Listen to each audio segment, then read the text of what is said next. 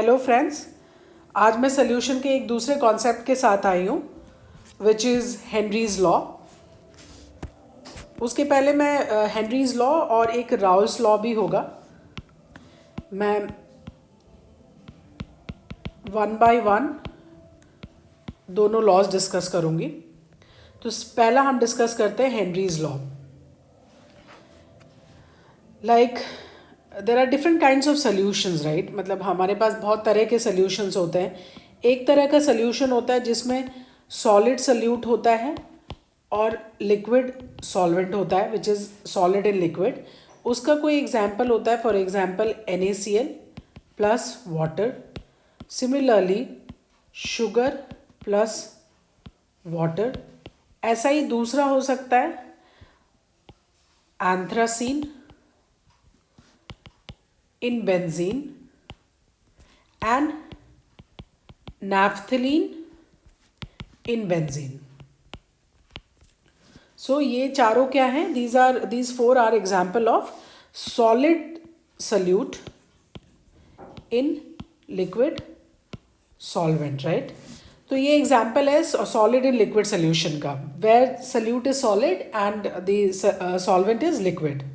Now यहाँ पे एक चीज़ बताना चाहूँगी कि यहाँ पे there can be other possibilities also. आपके दिमाग में ये सवाल आएगा कि ma'am why not NaCl in benzene, NaCl benzene में क्यों नहीं, या फिर why not naphthalene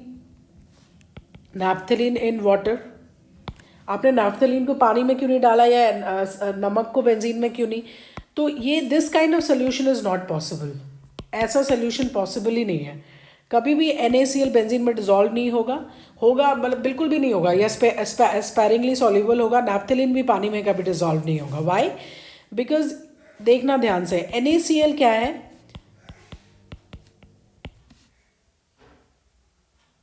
it's a polar solute. Why polar solute? Because separation of charge है, कुछ डाइपोल मोमेंट होगा। सिमिलरली H2O क्या है, इट्स अ पोलर सॉल्वेंट। इसमें भी चार्ज सेपरेशन है, मतलब मॉलिक्यूल में कुछ तो डाइपोल मोमेंट होगा। तो इसलिए ये जो NaCl है वो पोलर सोल्यूट जो है वो पोलर सॉल्वेंट में डिसॉल्व करता है। अगर इस वाले केस का एग्जांपल लें एंथ्रासीन और बेंजीन, तो एंथ्रासीन क्या है, anthracene is a non polar molecule, non polar solute, या फिर इसको हम कह सकते हैं इट इज कोवेलेंट या ऑर्गेनिक कंपाउंड। और बेंजीन क्या है, benzene is again a non polar solvent. तो non polar solute non polar solvent में डिसॉल्व करेगा। अगर हम इसी कॉन्सेप्ट को थोड़ा सा टैबुलेट कर लें, solute, solvent and solution. So if the solute is polar and the solvent is polar, solution is possible. If the solute is non-polar and the solvent is non-polar, again solution is possible. But if the solute is polar and solvent is non-polar, solution is not possible.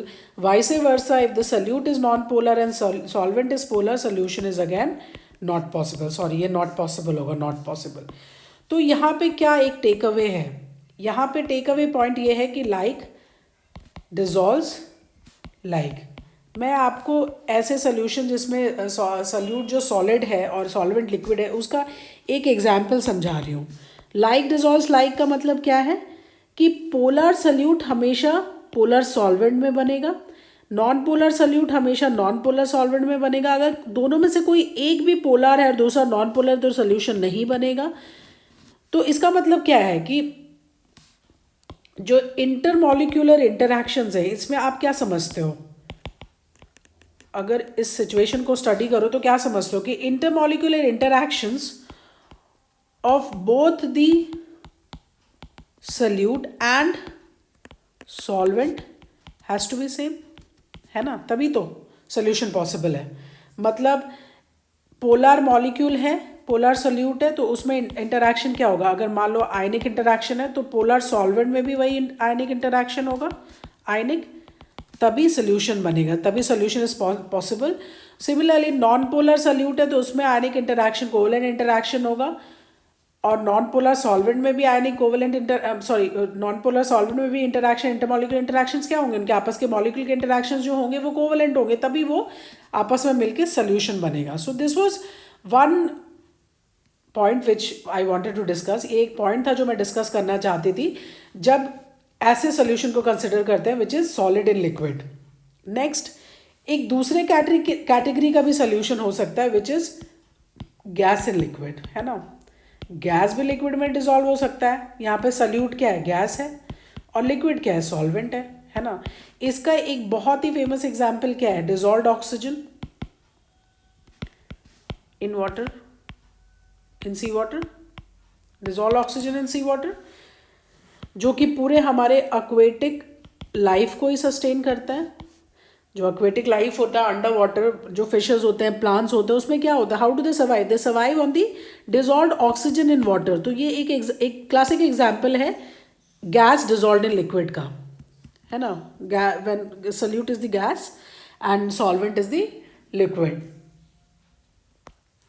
Now when we talk about different types of solution, जब हम different तरह के solutions की बात करते हैं तो definitely वो कुछ फैक्टर्स पर डिपेंड करते होंगे, है ना.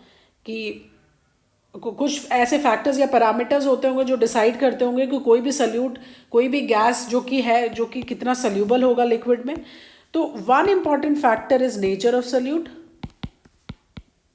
और solvent, obviously by common sense. दूसरा इंपॉर्टेंट फैक्टर हो सकता है टेम्परेचर. टेम्परेचर भी डिसाइड कर सकता है कि गैस जो है वो लिक्विड में कितने एक्सटेंट तक डिसॉल्व होगा. थर्ड है pressure, pressure of the gas. Pressure of the gas जो है वो भी डिसाइड करेगा कि वो लिक्विड में कितना ज़्यादा एक्सटेंट तक सल्यूबल हो सकता है. So we are going to discuss now the effect of pressure. इसका इफेक्ट हम डिस्कस करेंगे. The effect of pressure of the gas in its pressure of gas in its solubility. ठीक है. और इसी को क्वांटिटेटिवली हेनरी ने दिया है, which is famously known as Henry's law, which states that the solubility of any gas, या फिर स्टार्टिंग करोगे at constant temperature. टेम्परेचर को क्या करना है, हमें कांस्टेंट रखना. Obviously at constant temperature the solubility of any gas in liquid is directly proportional to its partial pressure. अगर हम सॉल्युबिलिटी को मोल फ्रैक्शन के टर्म्स में बताएं तो क्या होगा, मोल फ्रैक्शन ऑफ गैस, इसी को हम दोबारा कैसे लिख सकते हैं, mole fraction of a gas is directly proportional to the partial pressure of the gas. तो इन दोनों को समराइज करके हेनरीज लॉ क्या बना, हेनरीज लॉ बना कि eight constant temperature the mole fraction of a gas is directly proportional to its partial pressure in vapor phase, है ना. और अगर इसको हम एक्सप्रेशन के फॉर्म में लिखें तो partial pressure of the gas is directly proportional to zeta, mole fraction of the gas. और अगर हम ये प्रोपोर्शन हटाएं तो एक प्रोपोर्शनलिटी कांस्टेंट आएगा विच इज KH, और इसी को कहते हैं हम Henry's constant. Now please pay attention, this Henry's constant is different for different gases. So KH क्या है, it's a function of any gas. जिस गैस के लिए, हर गैस के लिए KH के Henry's constant की वैल्यू अलग होगी. So this is Henry's law. Henry's law ये कहता है कि solubility किसी भी गैस की किसी भी सॉल्वेंट में इंक्रीज होगी with increase in its pressure. और अगर हम एप्लीकेशन पढ़ें हेनरीज लॉ तो पहला है डीप सी डाइवर्स में. डीप सी डाइवर्स जब बीनीथ दी वाटर जाते हैं तब क्या होता है, प्रेशर बहुत हाई होता है.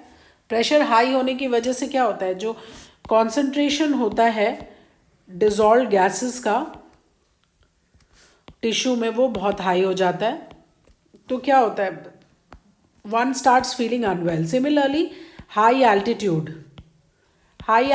पे जो लोग ट्रैक करते हैं उनके साथ क्या प्रॉब्लम होती है कि एल्टीट्यूड पे क्या होता है, प्रेशर डिक्रीज करता है, तो oxygen level in the tissues या ब्लड वेसल्स गोज डाउन, तो फिर से one starts feeling unwell. So this was all about Raoult's Henry's law.